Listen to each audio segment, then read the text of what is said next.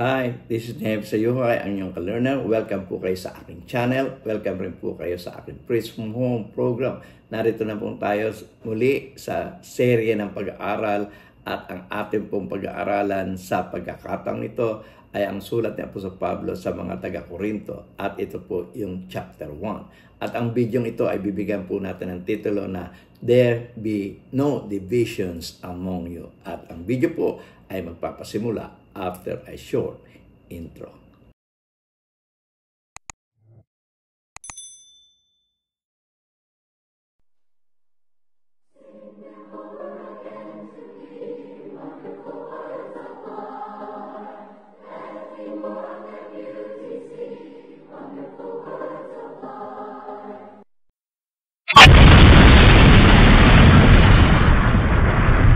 Magandang gabi mga kapatid, muli tayo mag-aral ng banal na salita at sa pagkakataong ito ay muli tayong gagawa ng serye ng pag-aaral at ang ating pong pag-aaralan sa pagkakataong ito ay ang unang sulat ni Apostol Pablo sa mga taga-Korinto.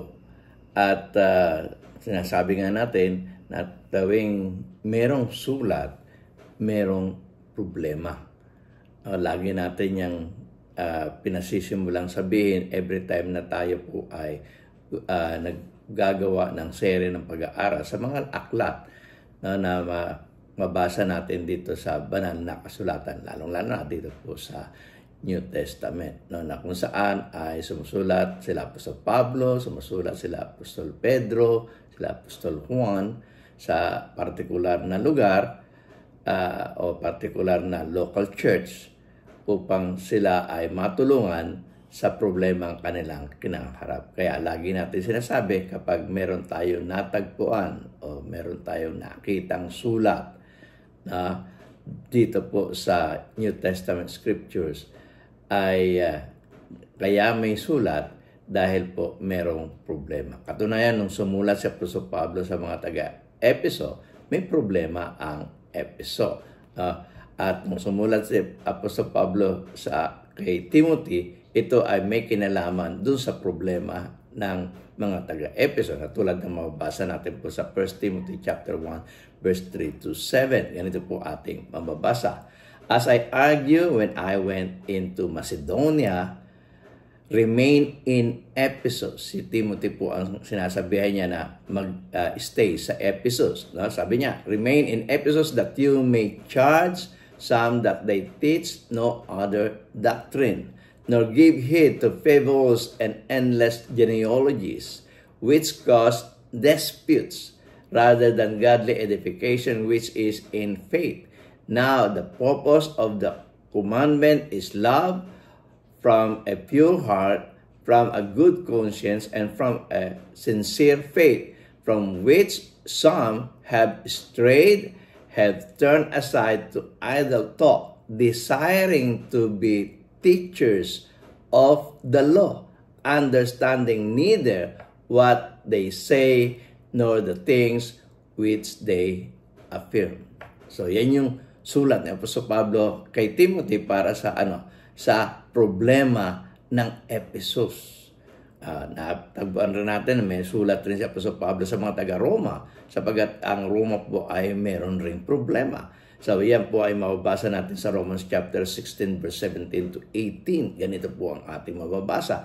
I urge you, brothers and sisters, to watch out for those who cause divisions and put obstacle in your way that are contrary to the teachings you have learned. Keep away from them. For such people are not serving our Lord Christ, but their own appetite.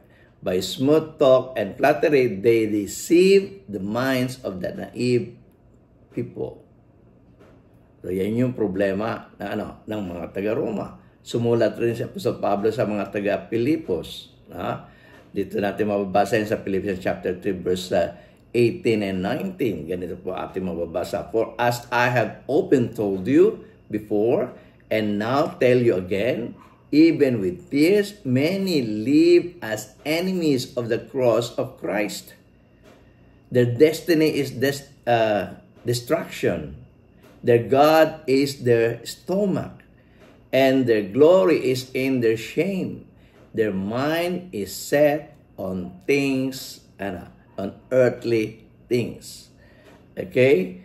Sa Galacia, sumulat siya si Apostol Pablo. At ang sulat ni Apostol Pablo sa mga taga-Galacia ay dahil sa meron ring problema, ang Galacia, at ito may kinalaman sa Ebanghelyo ng ating Panginoon Kristo. Ang sabi po sa Galatia chapter 1 verse 6 to 7, I marvel that you are turning away so soon from Him who called you in the grace of Christ to a different gospel, which is not another. But there are some who troubled you and want to pervert the gospel of Christ. At sumulat si Apostol Pablo kay Titus, kay Tito, na kung saan si Tito po ay nasa Creta at binibigay niya ni Apostol Pablo ng warning si Tito tungkol doon sa problemang kinaharap ng mga taga-Creta. Okay, sabi doon sa Titus chapter 1 verse 10 to 11, ang sabi po ng banal na kasulatan ay ganito, "For there are many rebellious people, full of meaningless talk and deception, especially those of the circumcision group. They must be silent, but they are disrupting whole household by teaching things they ought not to teach, and that for the sake of dishonest gain." So, meron din pong gano'n,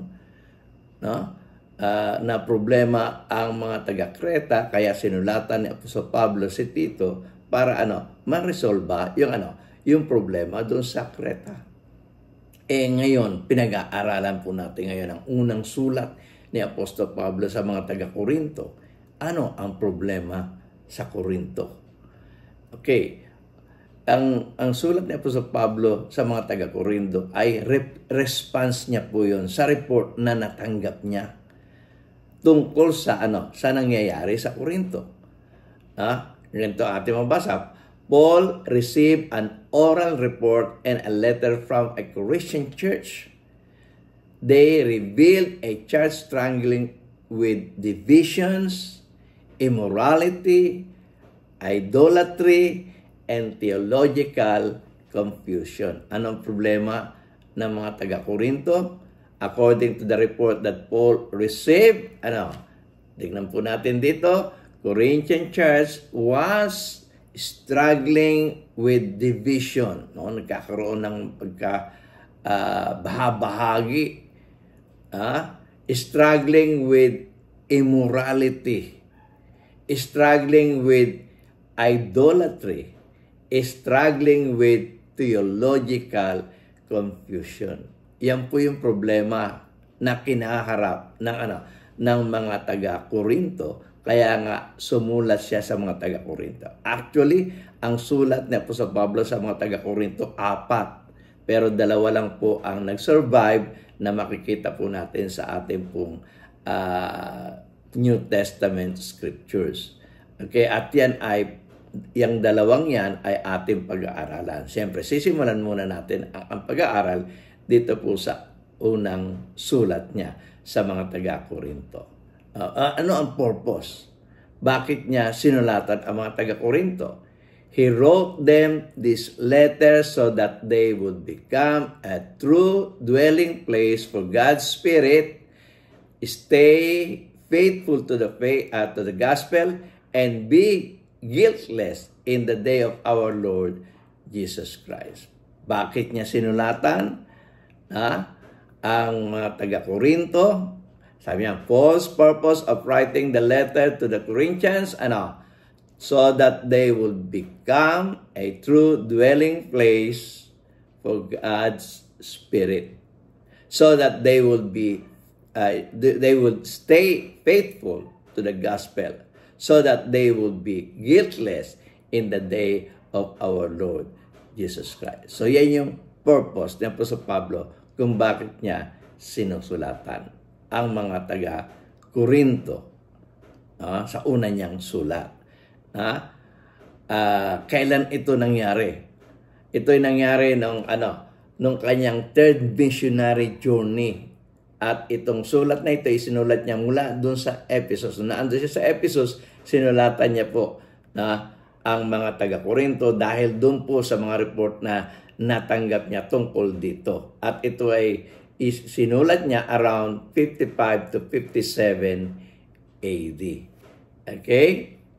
So, sisimulan na po natin ang pagbasa sa sulat at syempre, doon po natin sisimulan basahin sa chapter 1, verse 1. Ang sabi po ng banal na kasulatan ay ganito, Paul called to be an apostle of Christ Jesus by the will of God and our brother Sosthenes. So, dalawa po yung sumulat, na si Apostol Pablo at saka si Sosthenes. Pero dito pansinin po natin, na nilagyan ko po ng pula para ma-emphasize, na sabi niya, Paul called to be an apostle. So, sa bungad niya, doon sa sulat niya, ay sinabi niya kaagad na ako'y tinawag para maging apostol. Basahin natin sa Tagalog. Ang sabi po ng banal na kasulatan ay ganito, si Pablo na tinawag na maging apostol ni Kristo o ni Yesu Kristo sa pamamagitan ng kalooban ng Diyos at si Sosthenes na na ating kapatid. So hindi na natin pupuntusan yung si Sosthenes sa ibang pagkakataon na lang. So ang pupuntusan natin to, bakit sinabi kaagad ni Apostol Pablo na sa kanyang bungad sa sulat niya na tinawag na maging apostol? Sapagkat isa sa mga problema na kinaharap ng mga taga-Korinto, yung hindi pagtanggap kay Apostol Pablo bilang apostol ng ating Panginoong Hesus Kristo. Kaya nga, pinagdiinan niya. Sabi niya, Paul was called. Talagang siya'y tinawag. Paul was called to be an apostle of Christ. Paul was called by the will of God. Okay? So, yan yung bungad niya, sa sulat niya sa mga taga-Korinto. I was called to be an apostle of Christ. I was called by the will of God. Okay? So, bakit niya sinabi? Bakit niya ito ang ibinugan niya sa sulat niya? Sapagkat meron ngang hindi naniniwala na siya ay apostol. Yan yung mababasa natin sa 1 Corinthians chapter 9 verse 1 to 2. Ganito po ating mababasa. I am not free. Am I not an apostle? Have I not seen Jesus our Lord? Are you not the result of my work in the Lord? Even though I am not be an apostle to others, surely I am to you. For you are the seal of my apostleship in the Lord. So, yan yung pinagdiinan ni Apostol Pablo. Siya ay tunay na apostol ng ating Panginoon Kristo. At kung iba ay hindi naniniwala, sana kayo ay maging maniwala. Sana tanggapin nyo na ako ay tunay na apostol ng ating Panginoong Hesus Kristo. Okay? So, basahin natin sa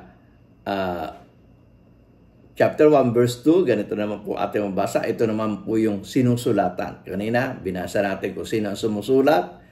Si Apostol Pablo at si Sosthenes. At sino naman ang sinusulatan. So, sabi diyan, to the church of God in Corinth, to those sanctified in Christ Jesus and called to be His holy people, together with all those everywhere who call on the name of our Lord Jesus Christ, their Lord and ours. Ano yung church ng Corinth? Tingnan natin sa illustration. Itong illustration pong ito, sabi, Corinth, church in Corinth, sanctified in Christ Jesus. Yung church ng Corinth, called to be a holy people. Pag sinabing called to be a holy people, dapat ikaw ay iba sa iba, hindi ka na pumapanig sa sa kalakaran ng mundo. Kaya nga sinawag kang holy. Yung nangyayari sa kanila, kamunduhan yun. Pag-ihiwa-hiwalay, pagdivision, yan po ay hindi kagustuhan ng Diyos. Okay? So sa Tagalog, ganito po ating mabasa, sa Iglesia ng Diyos na nasa Corinto, sa makatuwid bagay sa mga pinapaging banal kay Kristo Jesus, na tinawag na mga banal, na kasama ng lahat ng mga nagsisitawag sa bawat dako sa pangalan ng ating Panginoong Jesucristo na kanila at ating Panginoon.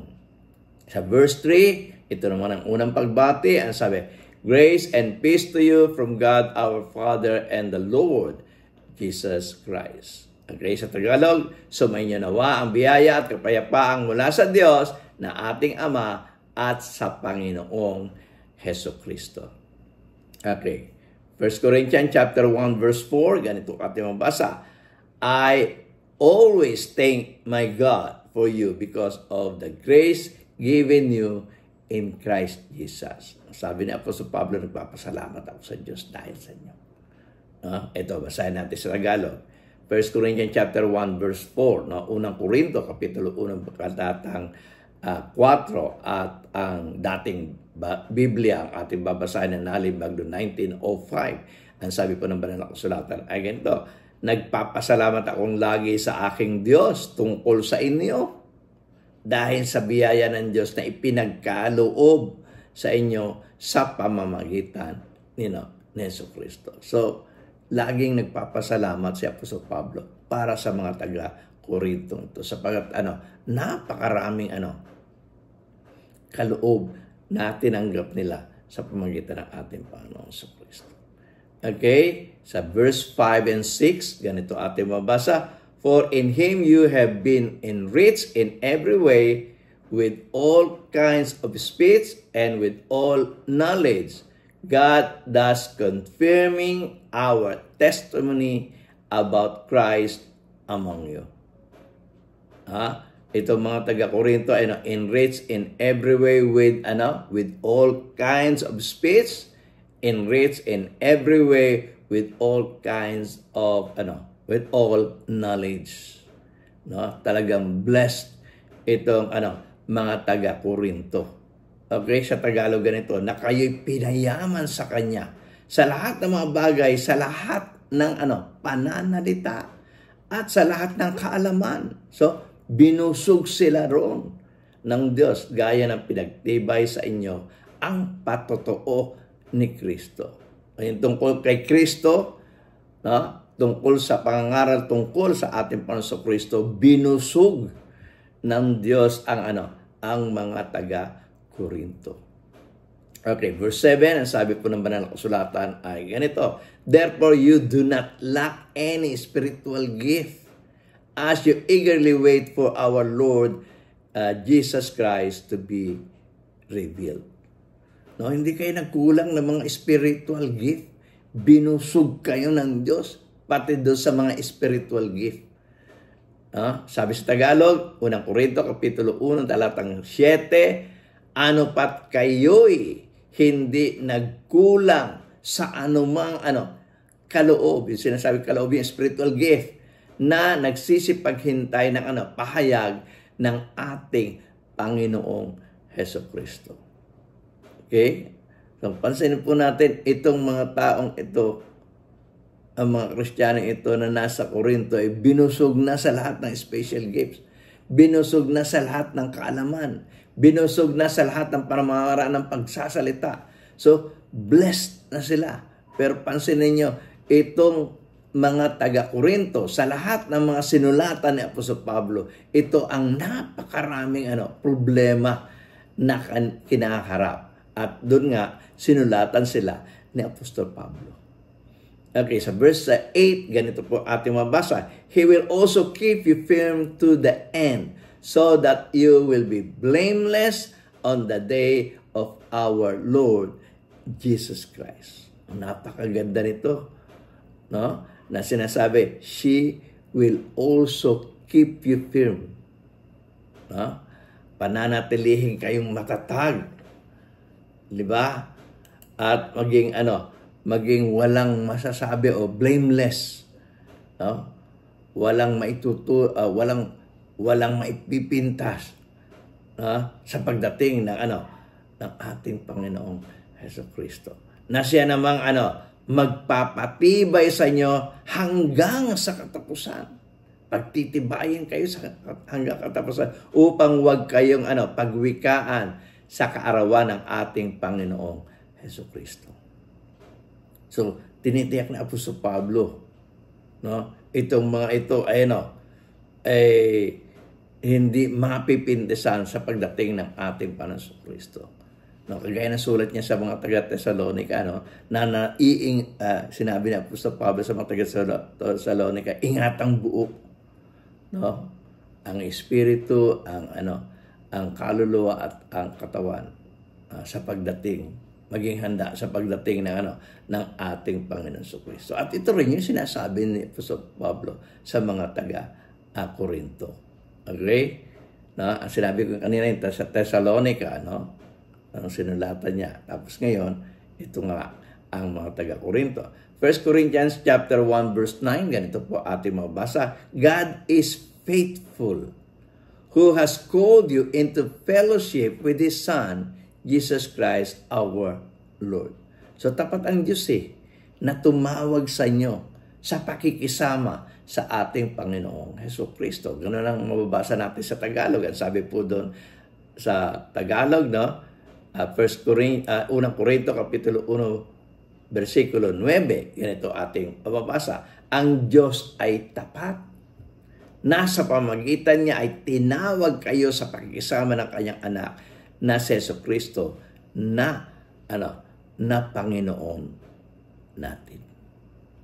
Okay? Sa verse 10, ganito ating mabasa, I appeal to you, brothers and sisters. Okay? In the name of our Lord Jesus Christ, that all of you agree with one another in what you say, and that there will be no divisions among you, but that you be perfectly united in mind and thought. So dito pa lamang sa unang kapitulo ng sulat ni Apostol Pablo, tinumbok na ang pangunahing naging problema ng mga taga-Korinto, yung kanilang pagkakampi-kampi. At sinasabi nga ni Apostol Pablo sa kanyang sulat sana walang mangyayaring ganito sa inyo. Sana hindi nangyayari ito. That there will be no divisions among you, and that you be perfectly united in mind and thought. Sa Tagalog niyan ay ganito. Sa unang Korinto Kapitulo 1, talatang 10, ngayon ipinamamanhik ko sa inyo, mga kapatid, sa pamamagitan ng pangalan ng ating Panginoon Hesukristo, na kayong lahat ay magsalita ng isa lamang bagay. Okay? So, sa pangaral, dapat nagkakaisa. At huwag magkaroon sa inyo ng mga pagkabahabahagi. Kundi kayo'y mga alubos sa isa lamang pag-iisip at sa isa lamang paghatol. Okay? So, yun ang sinasabi ni Apostol Pablo. Huwag magkaroon ng division among you. Okay? Sa verse 11, ang sabi niya ay ganito. Bakit niya sinabi yon? Kasi nga, nakarating sa kanya yung report. No? At dito, pinangalanan niya na yung kanyang yung kanyang informant tungkol dito, sa nangyayari sa mga taga Korinto. At yun nga yung sambahayan ni Cleo. Ganito ating mabasa sa 1 Corinthians chapter 1 verse 11. My brothers and sisters, some from Cleo's household has informed me that there are quarrels among you. So nakarating na kay Apostol Pablo yung report. Ipinarating sa kanya ng sambahayan ni Cleo na ang Korinto ay ay nagkakaroon ng pag-aaway-away No? Sa gitna nila ay merong pag-aaway-away. Kaya nga, sinulatan sila ni Apostol Pablo na, sabi ni Apostol Pablo na, there is no division among you. Sana huwag magkaroon ng pagkabahabahagi sa inyo. No, nakakalungkot, ng isang church na pinuno na ng biyaya ng Panginoon. Lahat na ng spiritual blessings nasa kanila. Pinuno na ng kaalaman ng Panginoon. Nagkukos pa ng division. At yun ang nakalulungkot na pangyayari na nangyayari sa mga local churches. At maging sa panahon natin ngayon, nangyayari yan. Na kung minsan isang simpleng bagay lang ay ninanais na salungatin ng kapatid. At kung minsan sa pulpito pa ginagawa. So hindi maganda. At yun rin yung nangyayari sa totality ng ng Christianity, yung mga denomination, away-away, batuhan. Kung minsan hindi na yung argumento, ang pinag-uusapan, kundi nagbabatuhan na ng putik sa isa't isa, which is not a good thing to do.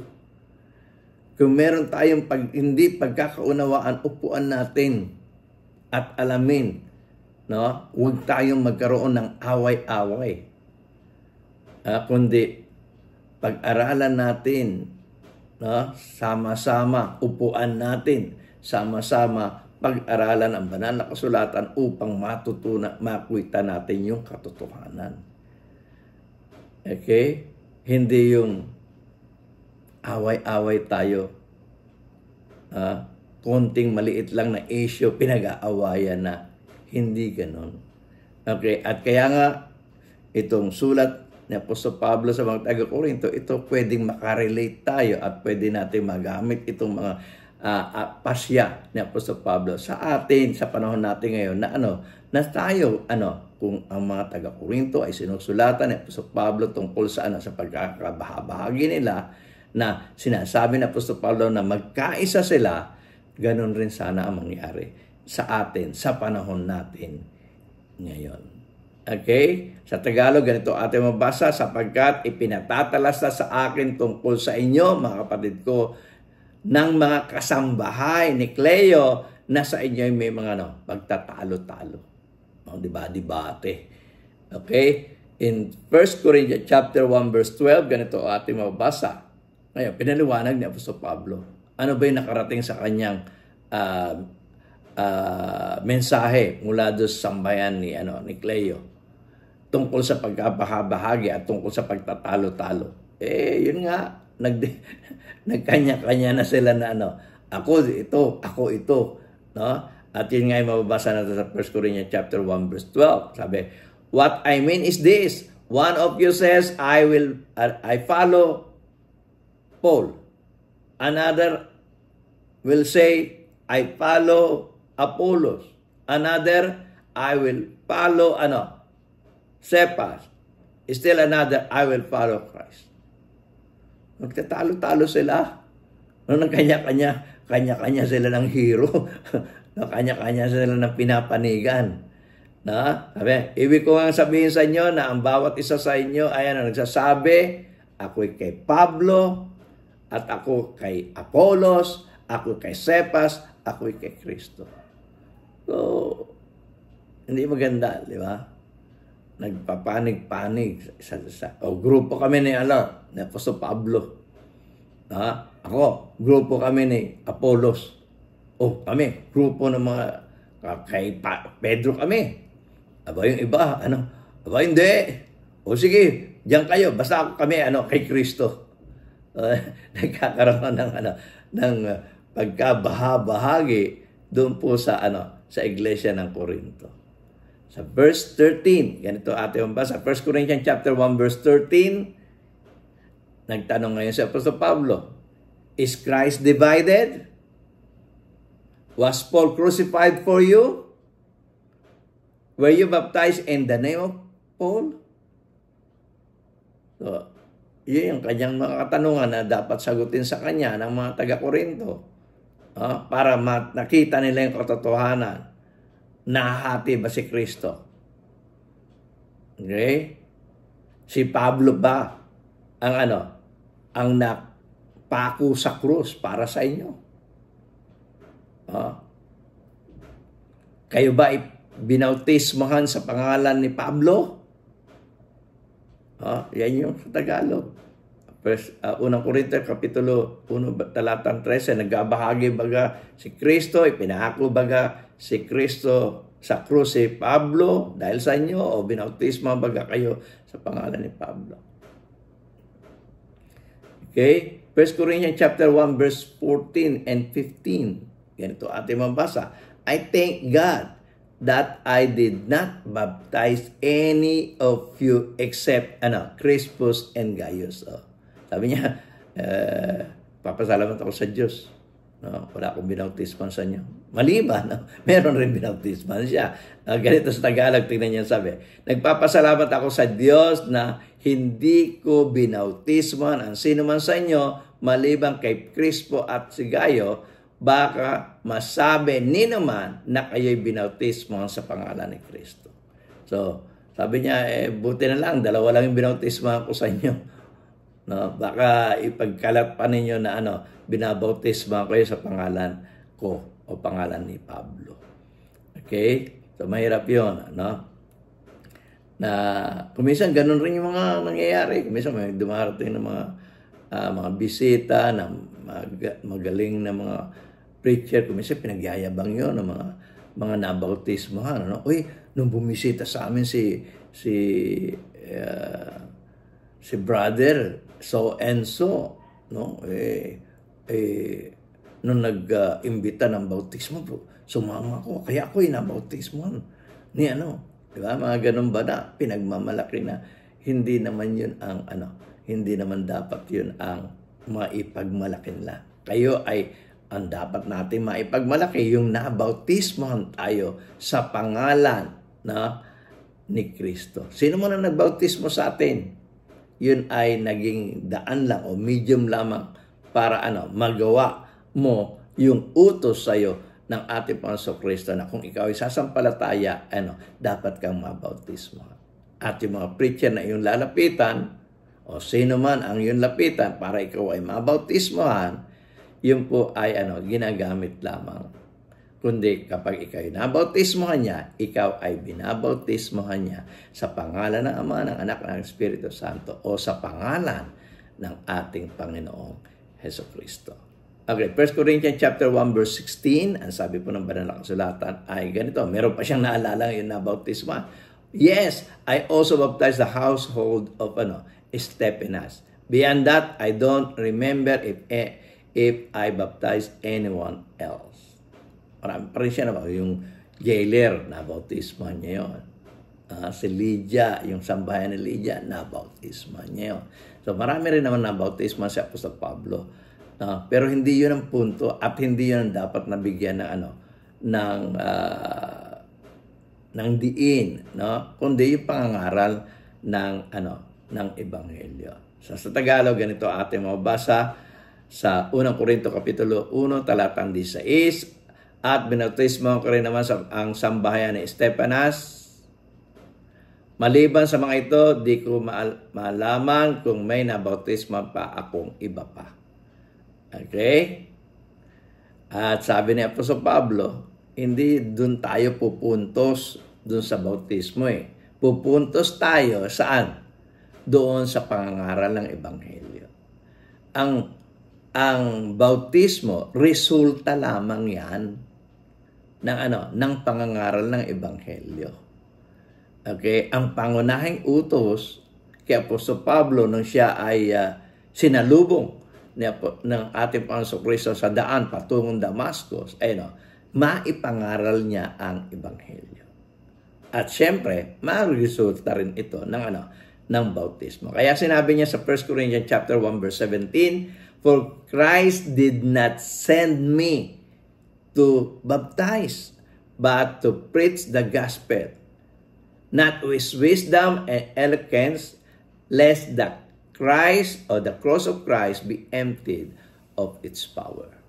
O yan, sinabi ni Apostol Pablo, hindi ako sinugo para magbautismo, kundi maipangaral ang Ebanghelyo. Sa Tagalog, ganito ating mabasa, sapagkat hindi ako sinugo ni Kristo upang bumautismo, kundi upang mangaral ng Ebanghelyo. Hindi sa karunungan ng mga salita, baka mawala ng kabuluhan ang krus ni Kristo. Syempre, hindi niya sinasabi, hindi niya minemenos yung bautismo. Kundi, ang sinasabi niya rito, kaya ka lang naman kayo nababautismohan. Dahil, doon sa pangangaral ng Ebanghelyo. Ang pangunahing utos sa amin, ipangaral ang Ebanghelyo. At kung ay sasampalataya at mabautismohan, natural, kayo ay maliligtas. Resulta yun. Ang parte ni Apostol Pablo, pangaralan kayo ng Ebanghelyo. Ang magiging part naman ninyo, yung magiging resulta ng inyong pakikinig ng Ebanghelyo, mananampalataya kayo at magpapabautismo. Sapagkat gusto ninyong maligtas. Sapagkat ang Ebanghelyo, ang kapangyarihan ng Diyos sa ikaliligtas. Okay? 1 Corinthians chapter 1 verse 18, ang sabi, for the message of the cross is foolishness to those who are perishing, but to us who are being saved, it is the power of God. Yung message of the cross is the power of God for salvation. At sinabi rin niya yan sa sulat niya sa mga taga-Roma, sa Romans chapter 1 verse 16. For I am not ashamed of the gospel. Ano yung gospel? The message of the cross. Because it is the power of God that brings salvation to everyone who believes. First to the Jew, then to the Gentiles. Okay? Sa Tagalog, nung binasa natin sa unang Korinto, Kapitulo 1, talatang 18, ganito ating mabasa, sapagkat ang salita ng krus ay kayamanan sa kanila na nangapapahamak, ngunit ito'y kapangyarihan ng Diyos sa atin na nangaliligtas. Sa kanila, kamangmangan ito. Pero sa atin, ito'y kapangyarihan ng Diyos. Ano ba? Marami nagtatanong tungkol sa mga bagay na yan. Ano magagawa niyan sa inyo? Di ba? Yung mga ganun ba? Pero tayong nakaunawa, alam natin ito'y malaki ang nagawa sa atin ng kamatayan ng ating Panginoong Kristo. Ito ay kapangyarihan ng Diyos para sa ating kaligtasan. Okay. So, sa argumento ng Apostol Pablo, lagi kapag gumagawa ng argumento si Apostol Pablo, okay? Tuwing gumagawa siya ng argumento, lagi niyang gumagawa ng ebidensya o referensya. At lagi ang referensya niya yung Old Testament. Kaya nga dito, 1 Corinthians chapter 1 verse 19, ang sabi niya, for it is written, I will destroy the wisdom of the wise, the intelligence of the intelligence, I will prostrate. Okay? So, 1 Corinthians, sa unang Korinto, Kapitulo 1, talatang 19, ganito ating mabasa, sapagkat nasusulat, iwawalat ko ang karunungan ng marurunong at isasawala ko ang kabaitan ng mababait. Okay? So, yun ay kinuha niya doon sa Isaiah, Kapitulo 29, talatang 14. Tandaan po natin sa tuwing tayo ay sa tuwing nababasa natin na ang mga mangaral sa New Testament ay nagko-quote ng mga talata o mga passages sa Old Testament, na mas maganda, mas mabasahin natin yan ng buo. Pero sa pagkakataon, hindi natin babasahin buo. Titignan lang po natin kung ano yung particular na na-quote ni Apostol Pablo. Pero para sa inyo, mas maganda, basahin nyo ng buo yung Isaiah 29. Pero sa particular na ito, babasahin lang natin ng 14. Isaiah 29 verse 14, ang sabi ay ganyan, therefore once more I will astonish these people with wonder upon wonder, the wisdom of the wise will perish, and the intelligence of the intelligence will vanish. Okay? Kung ano man ang konteksto nito, basahin natin ang buo ang Isaiah 29 verse 14. Okay, sa 1 Corinthians chapter 1 verse 20, ganito po ating mababasa. Okay? Where is the wise person? Sabi na po sa Paul, where is the teacher of the law? Where is the philosopher of this age? Has not God made foolish the wisdom of the world? So, yan yung mga argumento na Apostol Pablo. Nakita niyo kung yung kaniyang inaargumento, nagtatanong siya kasi minumulat niya yung kaisipan ng mga taga-Korinto tungkol doon sa kanilang pagkabahabahagi. Sa Tagalog ang sabi, Unang Korinto Kapitulo 1, talatang 20, saan naroon ang marurunong? Saan naroon ang mga eskriba? Ay, mga teachers of the law. Saan naroon ang mga matutuwid sa sanlibutang ito? Hindi ba ginawa ng Diyos na kamangmanga ng karunungan ng sanlibutan? Yun ang sabi ni Apostol Pablo. Itong mga katanungan ito, dapat sagutin sa kanya ng mga taga-Korinto para mamulat sila saan? Doon sa kanilang sa kanilang kaisipan tungkol sa kanilang pagkabahabahagi. Okay, 1 Corinthians chapter 1 verse 21. Since in the wisdom of God, the world through its wisdom did not know Him, God has pleased through the foolishness of what was preached to save those who believe. Sa Tagalog, ganito ating mababasa, 1 Korinto Kapitulo 1, talatang 21, sapagkat iyamang sa karunungan ng Diyos ay hindi nakilala ng sanlibutan ng Diyos sa pamagitan ng kanyang karunungan, ay kinalugdan ng Diyos na iligtas ang mga nagsisampalataya sa pamagitan ng kamangmangan ng pangangaral. Kasimplihan ng pangangaral. Simple lang naman pinangangaral. Si Jesus ay namatay para sa atin. Kaya sino masasampalataya doon, sila yung maliligtas. Diba? At dito ay yung mga karunungan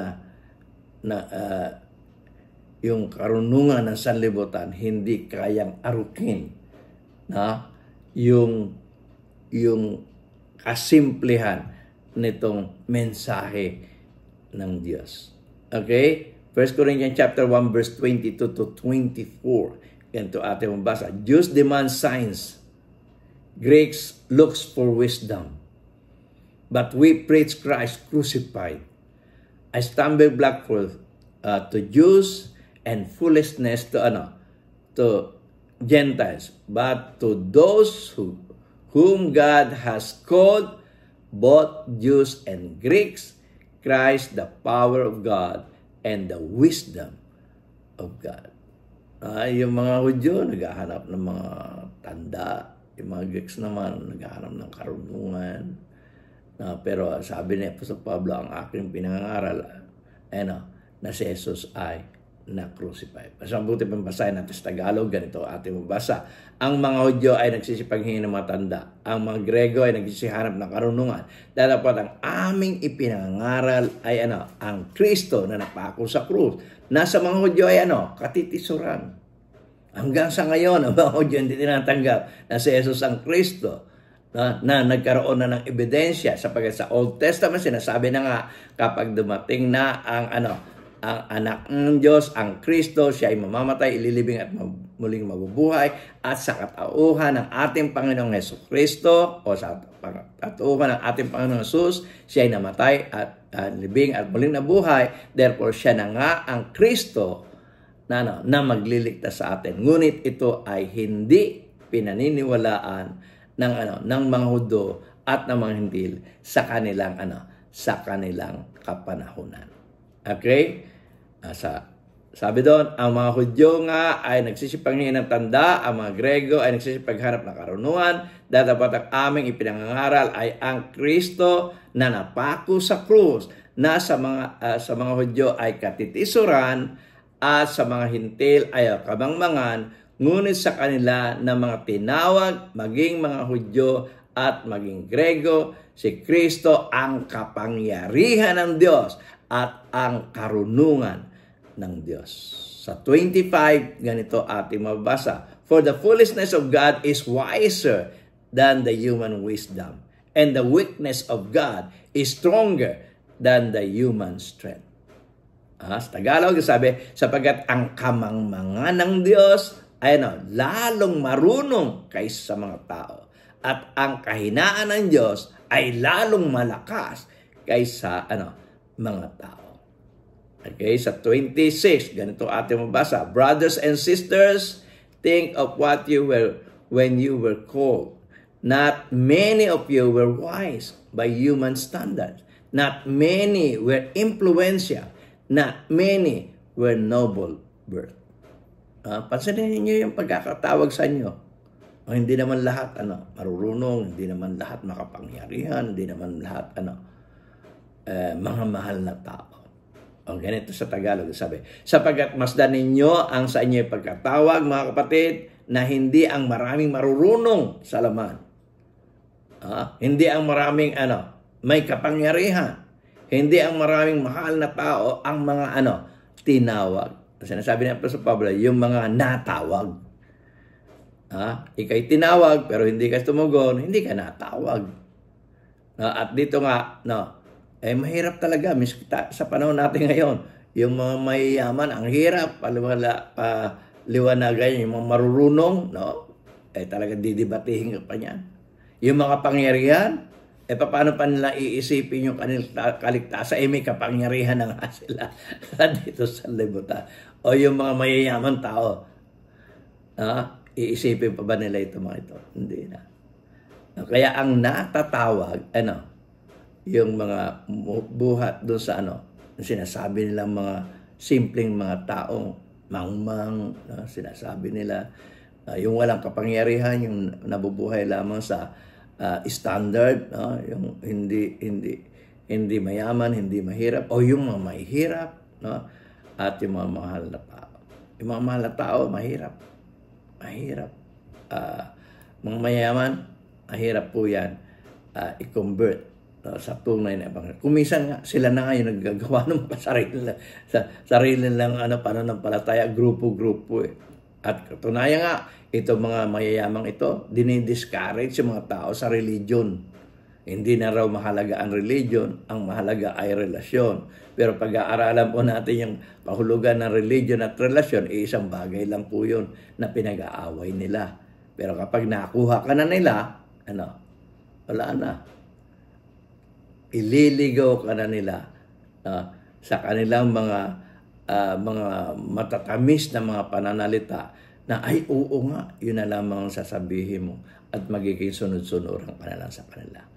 Hindi bumaba ang ating Panginoong Kristo rito para mabawaliwala yung ating ugnayan sa Diyos. Ang religion po ay ugnayan sa Diyos. Okay, 1 Corinthians chapter 1 verse 27. Ganito po ating basa. But God chose the foolish things of the world to shame the wise. God chose the weak things of the world to shame the strong. Sabi niya, kundi pinili ng Diyos ang mga bagay na kamangmangan sa sanlibutan upang hiyain niya ang mga marurunong, at pinili ng Diyos ang mga bagay na mahihina sa sanlibutan upang hiyain niya ang mga bagay na malalakas. 1 Corinthians chapter 28 verse 29. Ganito ating basa. God chose the lowly things of this world and the despised things and the things that are not, to nullify the things that are, so that no one may boast before Him. Sa Tagalog, 1 Corinto Kapitulo 1, talatang 28 hanggang 29, ang mga bagay na mababa sa libutan, ang mga bagay na hinamak, ang pinili ng Diyos. Oo, ang mga bagay na walang halaga upang mawalang halaga, ang mga bagay na mahalaga upang walang laman na magmapuri sa kaharapan ng Diyos. Sa unang Korinto, 1 Corinthians chapter 1 verse 30, ganito ating mabasa, "It is because of Him that you are in Christ Jesus, who has become for us wisdom from God. That is our righteousness, holiness, and redemption."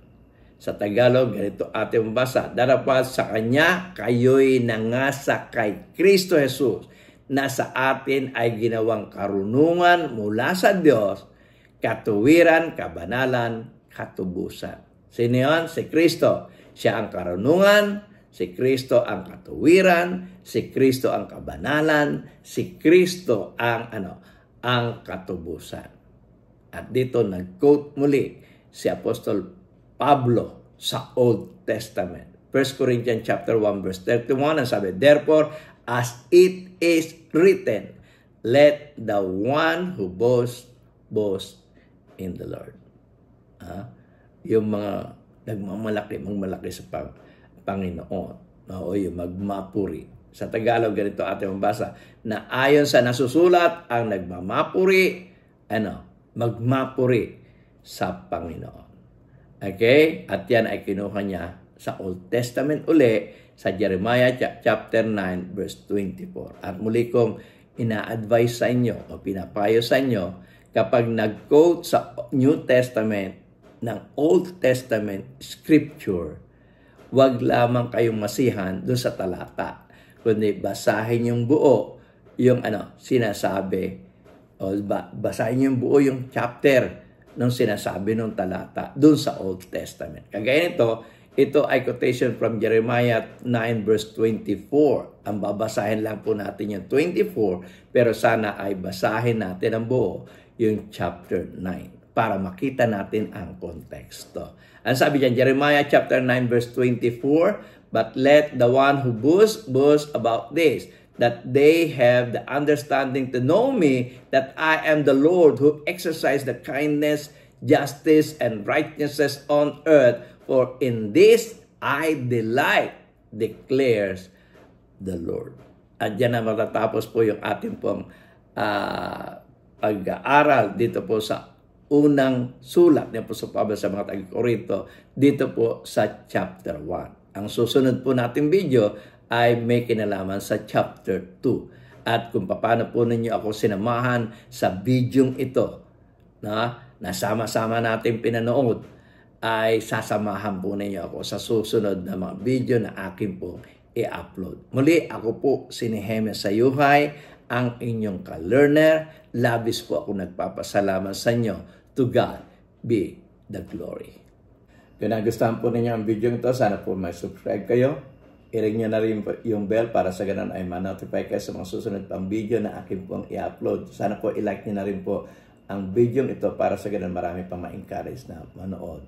At kung gusto niyo pong makabahagi sa pangaral ng Ebanghelyo na ipinag-utos ng ating Panginoon Kristo na ipangaral ng Ebanghelyo sa lahat ng kinapal, i-share niyo po ito sa inyong mga kaibigan. At kung meron po kayong comment, mag-comment po kayo. At huwag niyo pong kalilimutan ang mga video ito nasa inyong harapan. At kung gusto niyo mag-subscribe, pindutin niyo lang po itong bilog sa akin pong likuran. Muli, ako po si Nehemia Sayuhay. Labis po ako nagpapasalamat sa inyo. To God be the glory.